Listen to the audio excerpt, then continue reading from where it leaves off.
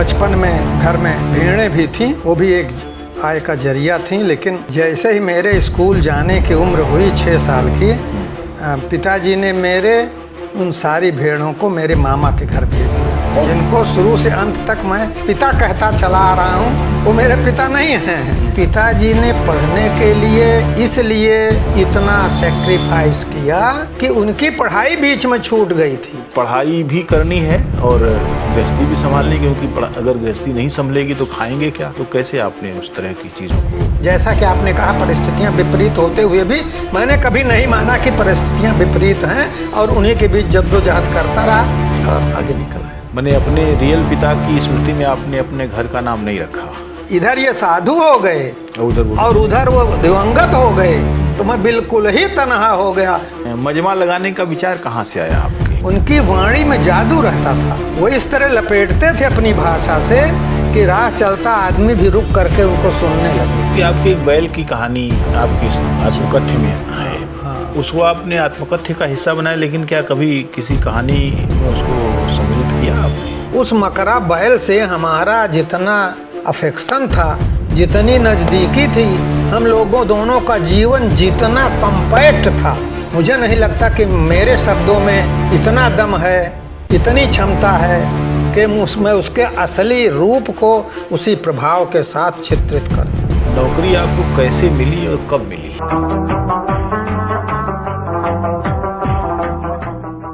बहुत कम लेखक ऐसे होते हैं जिनकी कृतियों से उनका नाम पहचाना जाता है। शिवमूर्ति एक आम नाम है, लेकिन जब हम किसी से कहते हैं अरे शिवमूर्ति के यहाँ जाना है, तो लोग कहते हैं कौन शिवमूर्ति? वो तिरिया चरित्र वाले। तो ये जो एक हासिल है, ये बहुत बड़ा साहित्यिक हासिल है। और शिवमूर्ति जी की कई कृतियाँ ऐसी हैं जो अपने लेखक से पहले पहचानी जाती हैं। उनके उपन्यास हों 2-3 या उनकी कहानियाँ हों, बहुत ज़्यादा संख्या में उन्होंने नहीं लिखा है, लेकिन चर्चित कहानियाँ लिखी हैं। कसाई बाड़ा एक उनकी बहुत ही शानदार कहानी है, और भरतनाट्यम तो कमाल की कहानी है। वो बेरोजगारी का ऐसा चित्रण मुझे लगता है कि 80 के दशक का एक मेटाफर ही है, कि जहाँ आदमी सब कुछ हार गया है और अंत में उसके पास भरतनाट्यम के सिवा और कोई रास्ता नहीं है। शिवमूर्ति 90 के दशक के भारत के एक प्रमुख चितेरे के रूप में हैं।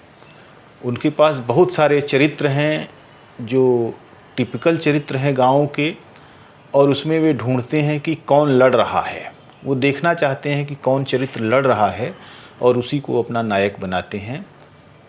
चाहे कसाई बाड़ा के चरित्र हों, चाहे अभी अभी उनके आए उपन्यास अगम बह दरियाओं का वह नाई, जिसकी ज़मीन पर ठाकुर साहब ने कब्जा कर रखा है, और वो बरसों तक वो लड़ता रहता है कि अपने खेत पर उसको कब्जा मिल जाए, और जब कब्जा मिलता है उसके बाद की त्रासदी और भी बहुत कुछ कह जाती है।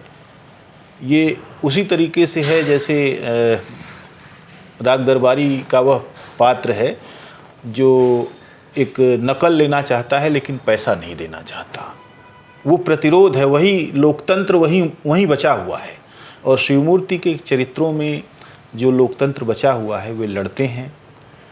शिवमूर्ति जी का बहुत बड़ा लोक पक्ष है जो उनके लेखन में आया है, और अनेक ऐसे चरित्र जिन्होंने 90 के बाद के सामाजिक निर्माण में अपनी महत्वपूर्ण भूमिका निभाई। एक मुझे याद आ रहा है पाले नामक गायक, और एक डाकू जो दलित है और सताया गया है, लेकिन वह न्याय के लिए लड़ता है, और दंड देने की उसकी जो शैली है वो भी अलग ही है।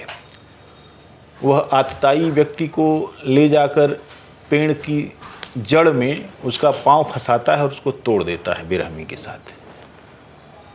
इस तरह के चरित्र जो वास्तव में बहुजन समाज के चरित्र हैं, जिनकी दशा दिशा के बारे में, जिनके सैद्धांतिकी के बारे में वहाँ से शुरुआत होती है जहाँ से वो संघर्ष करते हैं। उनके लिए पहले से कोई सिद्धांत नहीं बना है।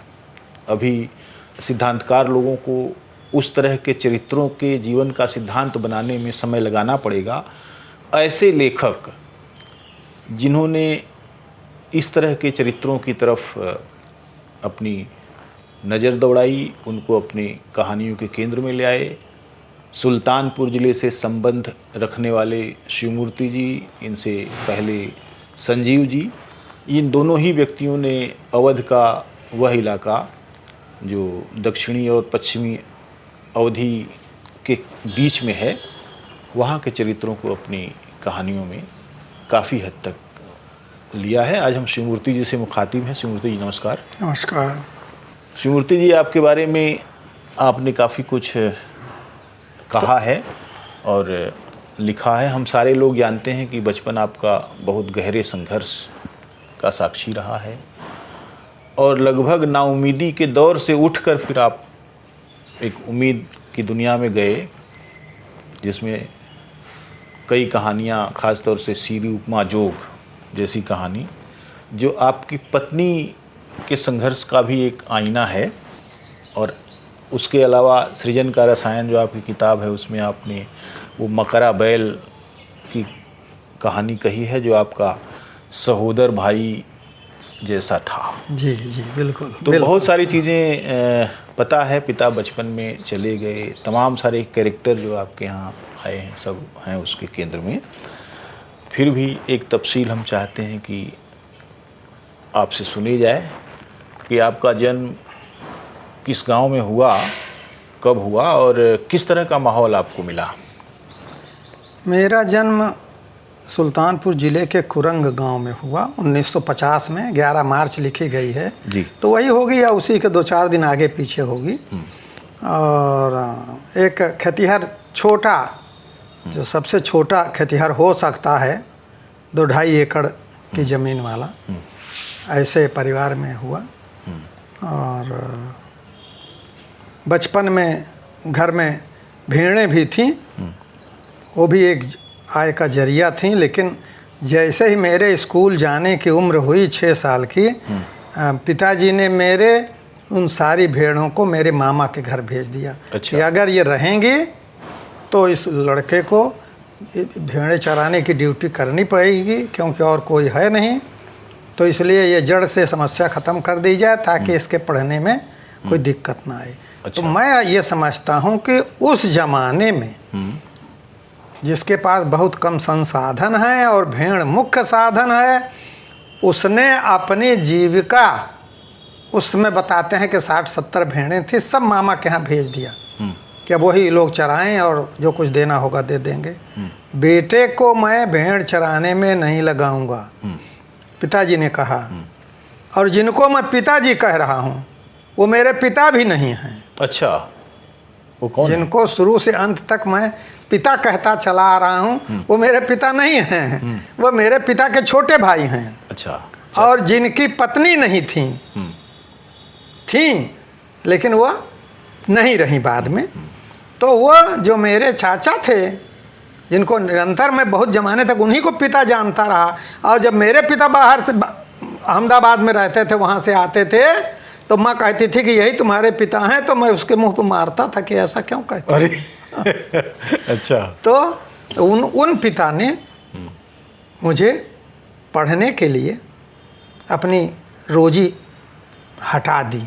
और जब मैं नानी के यहाँ भाग जाता था, उस समय कि न पढ़ना पड़े, स्कूल न जाना पड़े, उन्हीं नानी के यहाँ जो मेरी नानी नहीं थी। अच्छा। उन्हीं नानी के यहाँ जो मेरी नानी नहीं थी, उन्हीं मामा के साथ भेड़ चराना चाहता था जो मेरे मामा नहीं थे। क्योंकि वास्तव में वो चाचा जी की ससुराल थे, काका जी की, जिनको मैं पिता कह रहा हूँ। और वही घर के नज़दीक थी और वही लोग मुझे मानते थे। दूसरी मेरी असली ननिहाल तो प्रतापगढ़ शहर में थी। वहाँ 1-2 बार गया मैं, तो मुझे जमा नहीं, क्योंकि वहाँ सब सहाराती मामला था, को उतना अफेक्शन जैसा कुछ नहीं था। लोग अपनी ड्यूटी करते थे, रेलवे में सारे लोग थे, सवेरे अपना टिफ़िन लेके भाग गए, रात को लौटे। ना कोई जंगल, ना कोई जानवर, ना कोई मैदान, ना कोई नदी, ना कोई। तो मैं उन मामा के यहाँ आते जाते हुए। आपके मामा एक कहानी के कैरेक्टर भी हैं, मेरे ख्वाजा मेरे पीर। हाँ, वही वो भी रियल मामा नहीं है, वही मामा हैं।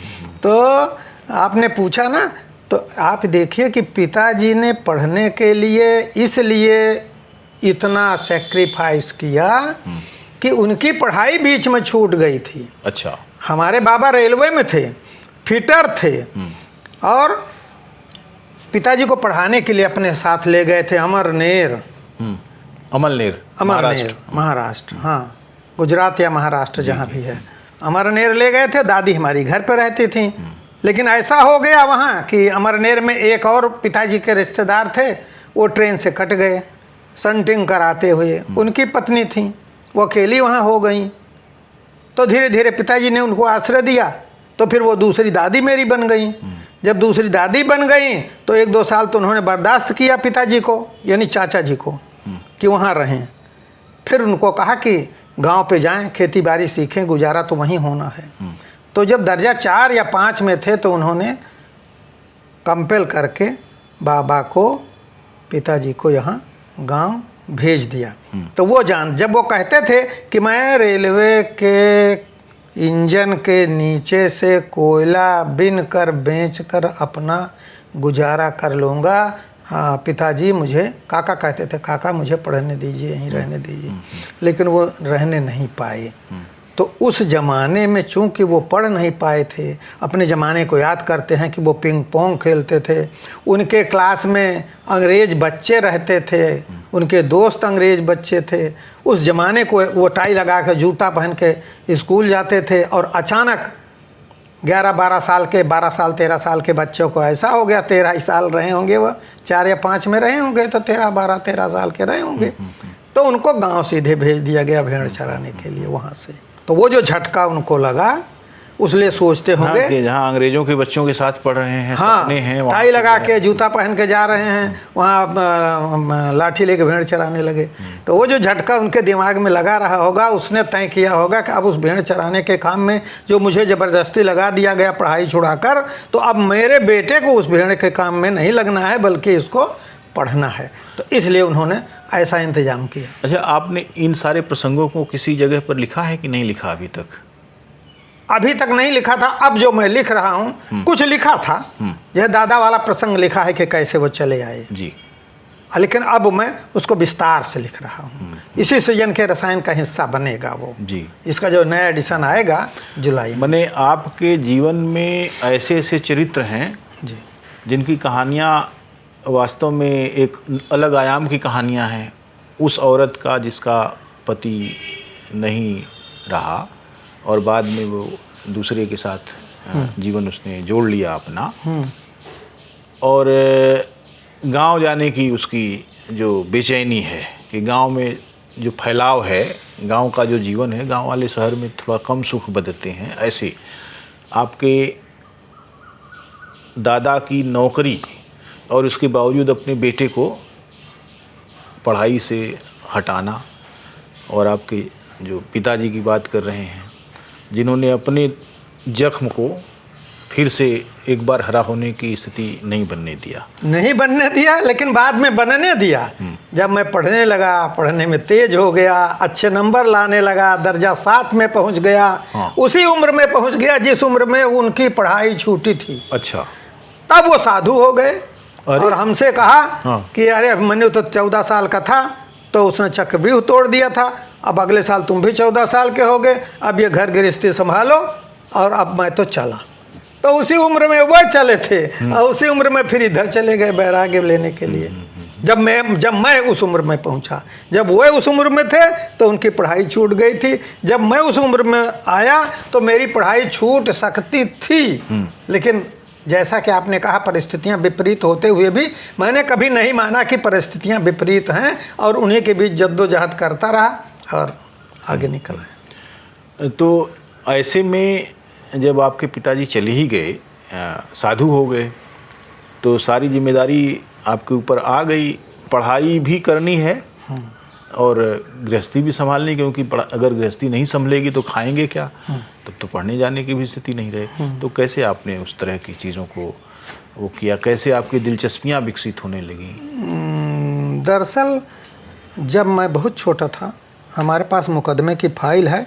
55, 54, 55, 56 में मुकदमा चला। हमारे पास जो खेती बाड़ी थी उन सबको, जब ज़मींदारी एबॉल्यूशन 52 में हो गया तो सारे ज़मींदारों ने ये, उस समय का ये कानून आ गया था कि 12 साल तक जिसका कब्जा जिस ज़मीन पे जिस खेत पे होगा उसी की उसको खातेदारी दे दी जाएगी। चौधरी चरण सिंह जब कृषि मंत्री थे उन्होंने किया एबॉल्यूशन के बाद। तो जिनके खेत थे, कब्जा लिखने पढ़ने की बात तो गांव में होती नहीं थी। सबको लगता था कि सारी ज़मीन तो ज़मींदार की है, हम लोग जोत रहे हैं।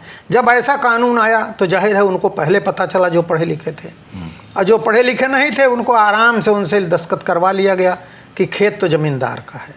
हमारे पिताजी जो कि दर्जा 4 तक पढ़ चुके थे, उनको कानून की जानकारी हो गई, वो मुकदमा लड़ गए। मुकदमा लड़ गए तो उस मुकदमे के दौरान 3, 4, 5 साल काफ़ी जद्दोजहद रही, मार पीट रही, FIR रहे, थाना पुलिस रहा। इन सब को देखते हुए, बहुत छोटा था, इन सब को देखते हुए, लेकिन उस समय बड़े पिताजी का सपोर्ट था पैसे का, कि कुछ न कुछ पैसा वहाँ परमानेंट वो कहीं नहीं थे उस समय तक शायद मिलों में, लेकिन एवजी में नौकरी मिल जाया करती थी, तो वहाँ से कुछ सपोर्ट वो कर दिया करते थे। बाद में किन्हीं कारणों से जब उन्होंने पैसा देना कम कर दिया। कुछ लोग कहते हैं कि जो उनके लंगोटिया यार थे शिव प्रसाद मिश्र, उनके गांव में बकरी बनने लगी तो 2-3 महीने उन्होंने उनकी मदद कर दी। पिताजी ने सोचा कि मुकदमे का खर्चा हो रहा है, वकील को हमेशा देना पड़ता है और मनी ऑर्डर नहीं आ रहा है, तो ये कुछ हिम्मत हारे, इसे में कुछ चिट्ठी पत्री में लिखा पढ़ी हुई होगी या कुछ हुआ होगा। तो पिताजी, मैंने ये जो चाचा जी हैं, जिनको पिताजी कह रहा हूँ जिनको समझिए चाचा जी या काका जी, और जिनको बड़े पिताजी कह रहा हूँ उनको समझिए पिताजी जी। तो दोनों के बीच में कुछ डिफरेंस हुआ होगा, पैसा कम आ रहा था और ये मुकदमा लड़ चुके थे और खर्च हाथ में आ नहीं रहा था। तो जैसे ही मुकदमे से फुर्सत मिली ये साधु हो गए। अच्छा, ये बाबा महावीर दास किसका नाम था? बाबा महावीर दास हमारे, जिनको मैं पिताजी कह रहा हूँ और जो वास्तव में मेरे काका हैं, उनका नाम था। अच्छा, मैंने अपने रियल पिता की स्मृति में आपने अपने घर का नाम नहीं रखा, आपने अपने उस पिता का रखा नाम जिसने आपके सपने का एक हिस्सा सृजित करने में मदद की। नहीं, उनका नाम रखने की बात इसलिए नहीं थी कि वो उनका देहांत हो गया। अच्छा, पिताजी इधर साधु हो गए, उधर उनका देहांत हो गया, तो वो नहीं रहे। फिर ये इन पिताजी को हम लाए, जब नौकरी में आए तो इस मकान की नींव उन्होंने ही रखी, पूजन उन्होंने ही किया। अच्छा, तो उस समय तक वही जीवित थे तो जाहिर है कि वही रख सकते थे। वो हमारे रियल पिताजी, तो जब मैं इंटर में पढ़ ही रहा था तो वहाँ उनका स्वर्गवास अहमदाबाद में ही हो गया। अच्छा, तो मैं दोनों तरफ से दब गया, इधर ये साधु हो गए और उधर वो दिवंगत हो गए, तो मैं बिल्कुल ही तनहा हो गया। उसी में मुझे वो मजमे लगाने पड़े और तमाम संसाधन खोजने पड़े और गांव का झगड़ा भी सुलझाना पड़ा, लड़ना पड़ा, क्योंकि वो सारे गांव के ठाकुर बिरादरी के लोग पहले से खार खाए हुए थे। तो जब हमारे दोनों पिता नहीं रहे, हम अकेले रहे और मेरी उम्र इतनी कम थी कि मैं 18 साल का भी नहीं था, तो मुझे थोड़ा प्रेशर दिमाग पे रहता था कि कैसे खाया जाएगा, जिया जाएगा। लेकिन हम ये कभी नहीं सोचे कि हम मुसीबत में आए, हम उससे 2-2 हाथ करते रहे। अच्छा, आपने एक जगह बड़े खड़ूस पिता का वर्णन किया है भरतनाट्यम कहानी में, पहले ही गाली है कि कारे उठबे न का, इस टाइप से मैंने, और बहुत लगातार जो है उस आदमी को अपमानित करने का काम पिता करते हैं। ये चरित्र आपके यहाँ कुछ हमारे पिताजी में ये चरित्र था। एक बार उन्होंने कहा तुमको कहीं कोई नौकरी नहीं मिलेगी। हमारे पड़ोस में एक थे चपरासी, तो उनसे कहा कि भाई इनको भी ले जाओ कहीं चपरासी उपरासी की नौकरी दिला दो, खेती के काम में इनका मन नहीं लगता, इनको ज़िंदगी में खाना नहीं मिलेगा, ये पता नहीं क्या पढ़ते रहते हैं। मतलब वो हमसे निराश हो गए थे। और ये तब की बात है जब वो कभी कभी आते थे। अच्छा, साधु हो चुके थे। हाँ, आते थे और मुझे लगता है कि एक जगह जिक्र मैंने देखा कई साधु के हाँ, कई साधु लेकर लेके आते थे। जो घर में रहता था सब खिला पिला के ठंडा कर देते थे चूल्हा। हाँ।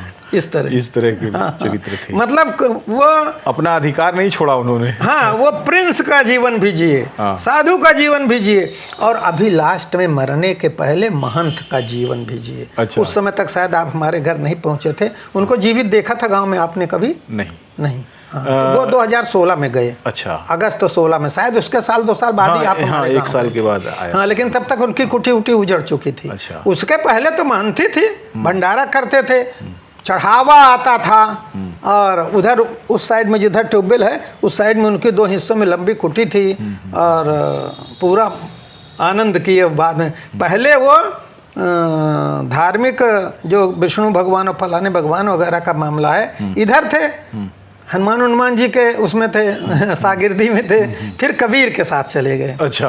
और फिर कबीर के साथ जाके कबीर पंथी हो गए। अब फिर कबीर पंथी की ही मानती चलाने लगे। जी, हाँ। तो लास्ट में वो उनका अच्छा मतलब इंतजाम, चढ़ावा उढ़ावा आ जाता था, तो अंत में वही रहे। और बड़े पिताजी जो रियल पिताजी थे वो, क्योंकि मैंने इसमें सृजन के रसायन में एक जगह ख़त्म किया है कि अगर मेरी ज़िंदगी में मामा न होते, नानी न होती तो कौन होता, जबकि जिनको मैं नानी कह रहा हूँ वो मेरी असली नानी नहीं थी, जिनको मैं मामा कह रहा हूँ वो मेरे असली मामा नहीं थे, यहाँ तक कि जिनको मैं पिताजी कह रहा हूँ वो मेरे असली पिताजी नहीं थे।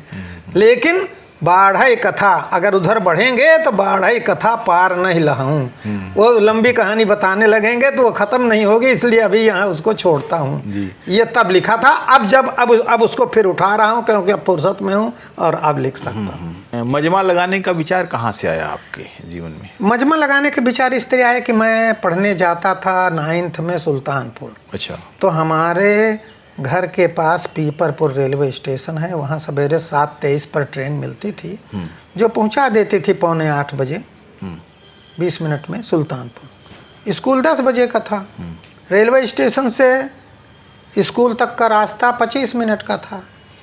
तो इस तरह हमारे पास बहुत टाइम रहता था, 2 घंटे का करीब टाइम रहता था, 1.25 घंटे।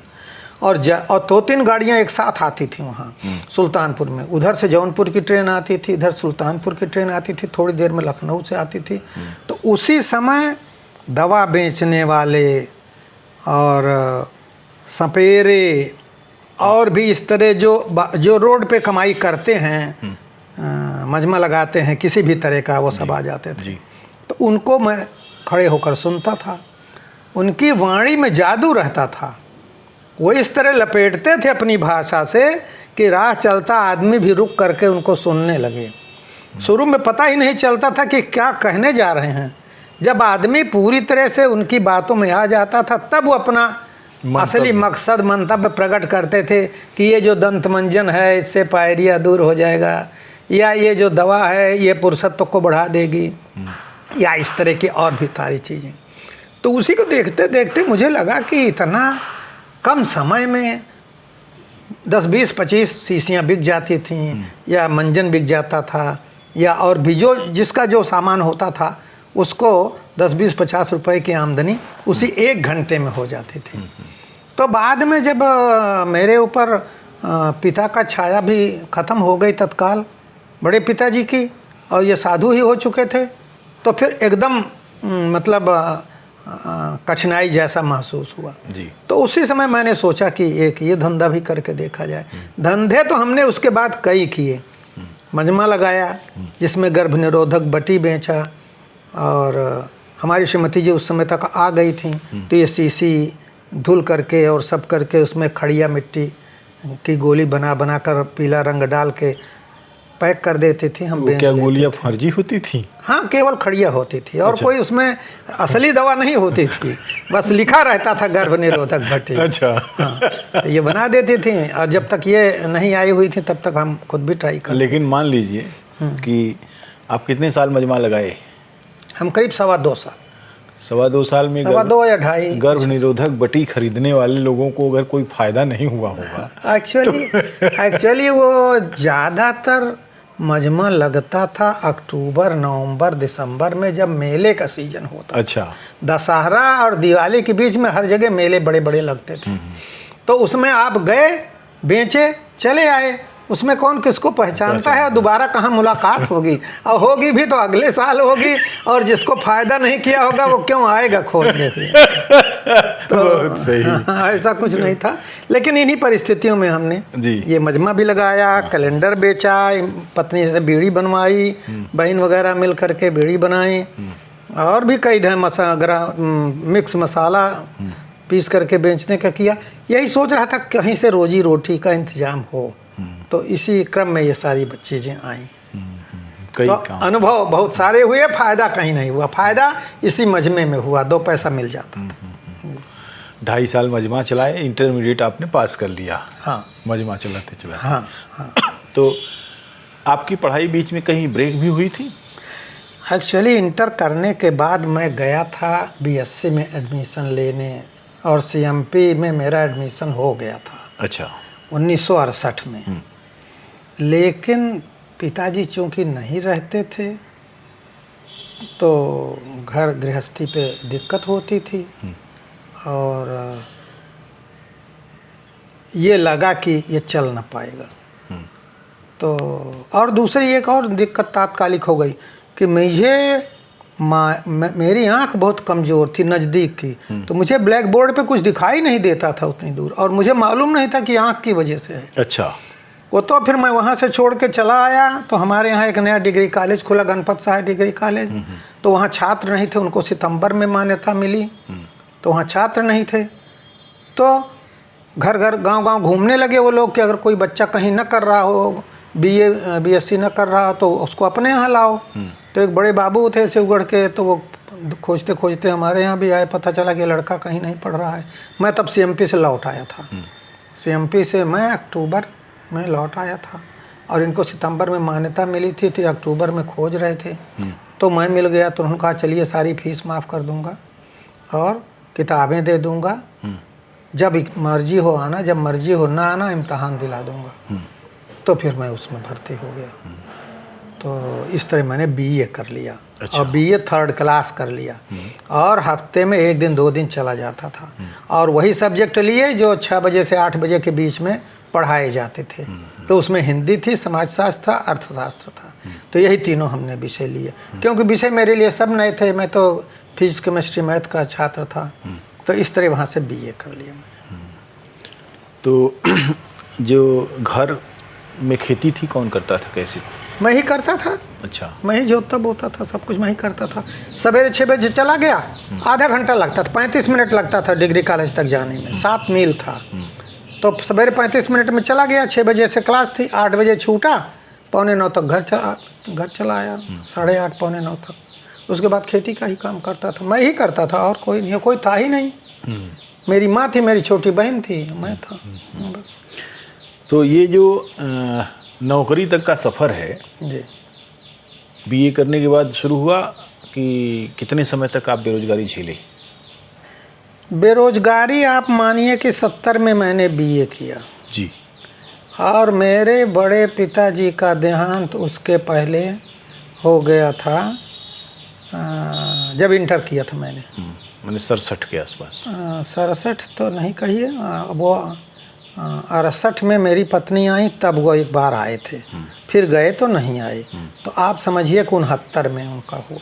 69 का मार्च हो सकता है, अप्रैल हो सकता है, एग्जैक्ट याद नहीं है, क्योंकि जून में मैं उनका पैसा लेने फिर गया था जब स्कूल बंद हुआ। अच्छा। 69 के जून में मैं उनका पैसा वगैरह लेने गया था। तो 69 में उनका देहांत हुआ, जाड़े में मेरा ख्याल से हुआ होगा, या उसी के आसपास हुआ। तो पिता वो भी नहीं रहे, और ये तो घर ही छोड़ के चले गए थे, तो मैं ही मालिक मुख्तियार था। मुझे इतना याद है कि पासबुक में मेरा 19,000 जमा था, वहाँ से जो पैसा मिला था 19,000 कुछ रुपए। अभी दिमाग में वो बैलेंस जो वहाँ के बाबू ने लिखा था 19,000, वो अभी तक याद है। अच्छा। इतना पैसा मिला था, जो हर अगले सालों में खेती करते करते खाली यूरिया खरीदने में ख़त्म हो गया। अच्छा अच्छा, उस समय यूरिया का संकट था कि नहीं था? संकट था। अच्छा। हाँ, बहुत दूर से यूरिया लाना पड़ता था। मेरे यहाँ भादर ब्लॉक 10 किलोमीटर है, वहाँ से ब्लैक में यूरिया मिलती थी। 46 रुपये या 50 रुपये की मिलती थी, और ब्लैक में कभी कभी 80 रुपये की देता था, और साइकिल के फ्रेम में ढो करके लाना पड़ता था और तय करके रखना पड़ता था। वो जो वहाँ के अधिकारी लोग या जो भी लोग रहे होंगे वो उनको दे देते थे, और उनसे ब्लैक ज़्यादा पैसा पा जाते थे, फिर वही लोग ब्लैक करते थे, तो वहाँ से लाना पड़ता था। खेल तो बहुत ही समय से चल रहा है। हाँ। लेकिन उसके बाद ये बताइए मुझे कि आपकी एक बैल की कहानी आपकी आत्मकथ्य में है। हाँ। उसको आपने आत्मकथ्य का हिस्सा बनाया, लेकिन क्या कभी किसी कहानी में उसको सम्मिलित किया आपने? नहीं, कहानी में नहीं आया है वो। अच्छा। वो ज़िंदगी की इतनी नज़दीकी हकीकत है कि वो कहानी उसकी बन नहीं सकती, उसकी इंटेंसिटी ख़त्म हो जाएगी। अच्छा। उसकी वो इंटेंसिटी हम डाल नहीं सकते किसी कहानी में। उस मकरा बैल से हमारा जितना अफेक्शन था, जितनी नज़दीकी थी, हम लोगों दोनों का जीवन जितना कम्पैक्ट था, मुझे नहीं लगता कि मेरे शब्दों में इतना दम है, इतनी क्षमता है कि उसमें उसके असली रूप को उसी प्रभाव के साथ चित्रित कर दूं। क्योंकि हकीकत तो कभी कभी एक दूरी की मांग करता है, दूरी की भी मांग करता है, और हकीकत फिक्शन से कभी कभी ज़्यादा स्ट्रेंजर होता है। आप यह सोचिए कि वो मकरा बैल जब मरा तो उसका स्केलेटन हमारे घर से थोड़ी दूर पर पड़ा था, वहीं ले जा कर के उसने चमड़ा निकालने वाले ने निकाला तो पूरा स्केलेटन था, उसका ये ढांचा था, चमड़ा नहीं था, मांस गिद्ध खा गए थे, बस उसकी सींग बची हुई थी और उसका हेड बचा हुआ था, बिना चमड़े वाला हेड। तो मैं कई 2-3 बार, जब तक कि वो तुरंत नहीं ले जाते हड्डी ले जाने वाले, जब उसका सारा मांस निकल जाता है, गिद्ध खाते हैं, फिर छोटे छोटे जानवर खाते हैं, सूख जाता है, तब वो ले जाते हैं, क्योंकि पहले ले जाएं तो बदबू करेगा। तो जब तक बदबू करने की स्थिति रहती है वो नहीं छूते, तो हफ्तों वो पड़ा रहता था। तो मैं 2-3 बार जा करके उसके पास खड़ा होता था और उसको याद करता था, उसकी शक्ल याद करता था, और हमारे आंसू निकल आते थे कि आज ये हमारी इतनी सेवा करके चला गया। हमारे यहाँ बैल जब मर जाते थे तो उनको गाड़ा जाता था, आपके यहाँ ये परंपरा नहीं थी क्या? नहीं, हमारे यहाँ चमकटिया आते थे, चमड़ा ले जाते थे और उसके बदले में पनही देते थे या पुड़ देते थे, जो जिससे पानी निकाला जाता था। इस तरह आपके यहाँ चमकटिया नहीं रहे होंगे, तो इसलिए गाड़ा जाता होगा। अब हमारे यहाँ भी चमकटिया नहीं रह गए, वो काम नहीं करते हैं तो, लेकिन दूसरे काम करने लगे, जूता पालिश करने लगे, कुछ और करने लगे, वो चमड़े निकालने वाला काम अब नहीं करते हैं, हमारे बचपन में करते थे जी।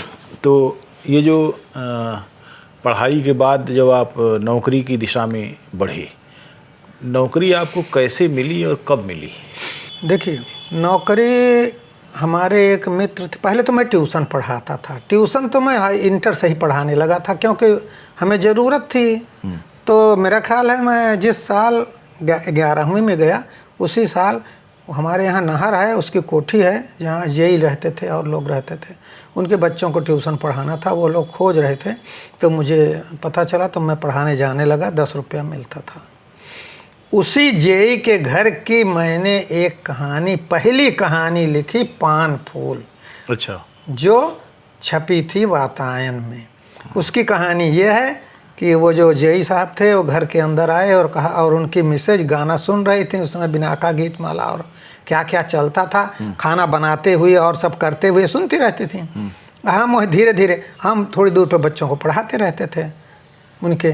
तो अचानक वो आए और रेडियो लेके जाने लगे। तो अरे कहाँ ले जा रहे हैं? तो कहा अरे सर आए हैं, मतलब उनके एई आए हुए थे, दौरे पर, डाक बंगले में थे, तो उनके लिए ले जा रहे हैं। तो वो पश्चिम की थी, थोड़ा तेज़ बोलती थी। कहा अरे मेरा रेडियो अपने सर को ले जाके दोगे? तो कहा क्या बात करती है, हमारे अफसर हैं, क्यों नहीं देंगे, और क्या है। इतनी सी बात सुने थे, तो वही मैंने पहला कहानी इसी बात की लिखी थी कि वो पान फूल, मतलब पान फूल अर्पित कर रहे हैं, वह रेडियो अर्पित कर रहे हैं। उसको घूस के रूप में पान फूल शब्द का यूज कर सकते हैं, या जैसे भी चाहें, खुश करने के लिए, पूजा के तौर पर। तो पान फूल उसकी कहानी थी। तो वही मेरा पहला ट्यूशन था। फिर और 2-3 ट्यूशन मिल गए। एक ज़माने में हम 8 ट्यूशन पढ़ाते थे। फिर 8 ट्यूशन पढ़ाते पढ़ाते हमारे एक मित्र थे शिवनारायण दुबे, उनको वो साइंस और गणित पढ़ाते थे। एक हमारे घर से 3 किलोमीटर दूर एक जूनियर हाई स्कूल था, तो आसल देव माध्यमिक स्कूल, तो उनको नौकरी मिल गई हेल्थ इंस्पेक्टर की। तो हमारे यहाँ आए और कहे कि हमारे मत ही देखो नौकरी मिल गई है और उनको कोई टीचर नहीं है, हमें तुम्हारी याद आई, या चलो पढ़ा दो, 70 रुपया मिलेगा। तो हमने कहा 70 रुपया तो बहुत कम है। अब कहा यही वो देते हैं, कहो बात कर लेंगे और 2-4 रुपया दे देंगे। तो बाद में 75 रुपये पे वो नौकरी 2-4 रुपये बढ़ा। ठीक है। तो तय हुई। तो उनके यहाँ रहे। कंपटीशन की मुझे जानकारी तब हो गई थी जब मैं रेडियो मैकेनिक की ट्रेनिंग करने इलाहाबाद गया था। अच्छा। मतलब ये भी बेरोजगारी के टाइम पे ये भी किया था कि बाज़ार में रेडियो बनाना सीख जाएंगे तो कुछ 2 पैसा मिल जाएगा।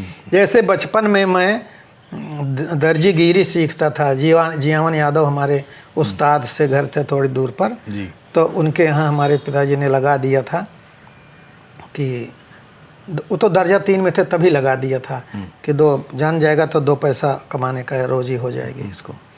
तो जैसे वो दर्जीगिरी सीख रहे थे बचपन में, वैसे ही जब ये नौबत आई बेरोज़गारी की तो हम इलाहाबाद गए रेडियो मैकेनिक सीखने। लेकिन वो टेक्निकल माइंड मेरा नहीं है तो मैं सीख नहीं पाया, लौट आया। लेकिन वहीं मुझे कंपटीशन की जानकारी हुई। अच्छा। एक प्रभाकर मिश्र करके थे, प्रभाकर शुक्ला, तो उनके साथ मैं परिचय हुआ। एक कुछ दिन उनके यहाँ रहे तो वहाँ लगा कि एग्ज़ाम होते हैं जो अगर पास हो जाइए तो अपने आप नौकरी मिल जाती है, कोई लेन देन कोई घूस पात देने की ज़रूरत नहीं पड़ती है। तो वहाँ हमने सीखा। तो जब यहाँ हम स्कूल में पढ़ाने लगे तो उसी समय एग्ज़ाम भी देने लगे। अच्छा। तो उसी एग्ज़ाम को देते देते 2 साल तैयारी करके दिए तो मेरा रेलवे में तार बाबू की तरह हो गया। अच्छा। तार बाबू की जगह पे मुझे मिल गई नौकरी। तो 2.25 साल हम तार बाबू पढ़ाए थे, तब तार बाबू की नौकरी मिल गई। तार बाबू की नौकरी ज़्यादा दिन नहीं मिली, उसकी ट्रेनिंग ही बहुत लंबी थी। उसके बाद जब हुआ कि जाइए पोस्टिंग करने जाइए, तब तक हमें जांडिस हो गई। गए वहाँ, लेकिन फिर हमें जांडिस हो गई तो छुट्टी आना पड़ा। छुट्टी आना पड़ा तो सचिवालय में एक हमारे जगन्नाथ पाल हैं, मित्र हैं पड़ोस के, उन्होंने बताया कि एक नौकरी और निकली है सेल टैक्स अफसर की, तो चाहो तो भर दो, इसमें गणित आती है, गणित तुम्हारी तेज है। तो फिर हम नहीं गए वापस और घर ही रह गए। जांडिस ठीक किए 2 महीना, फिर पढ़ाई किए। जनवरी में ये निकला था और जून में एग्ज़ाम था, तो जून में एग्ज़ाम दिए और उसके बाद इंतज़ार करने लगे। उसमें हमने अपनी डायरी में लिखा था कि 75% नंबर अवश्य मिलेगा। जैसे रेलवे की नौकरी में लिखा था डायरी में कि 80% नंबर अवश्य मिलेगा। तो इसमें फिर मेरा हो गया, फिर इंटरव्यू हुआ, फिर सिलेक्शन हो गया तो सेल टैक्स में आ गए। अगर घूस मांगते उस समय तो आप क्या कर पाते? घूस मांगते तो हम तो 10,000 भी नहीं दे सकते थे, 5,000 भी नहीं दे सकते थे, है ना। अच्छा। हाँ, तो ऐसी स्थिति नहीं थी। नहीं तो मेरा जैसा आदमी जो 3rd क्लास है और कोई सरनेम भी नहीं लगा है नाम में, जो प्रिविलेज्ड क्लास का सरनेम हो, बिना सरनेम का ही मेरा नाम था। और बिना सरनेम के नाम में कई बार नौकरी के दौरान दलित अधिकारी मिल जाते थे तो थोड़ा फेवर कर देते थे। देखते थे भाई हमारी तरह लग रहा है। हाँ, रंग रूप से भी लग रहा है और कोई सरनेम भी नहीं है तो हो सकता है हमारे लोगों के बीच का हो। तो कभी थोड़ा नुकसान हो जाता था, कभी थोड़ा फ़ायदा हो जाता था। तो उस समय तो हम कुछ नहीं दे सकते थे, लेकिन उस समय ऐसा होता भी नहीं था।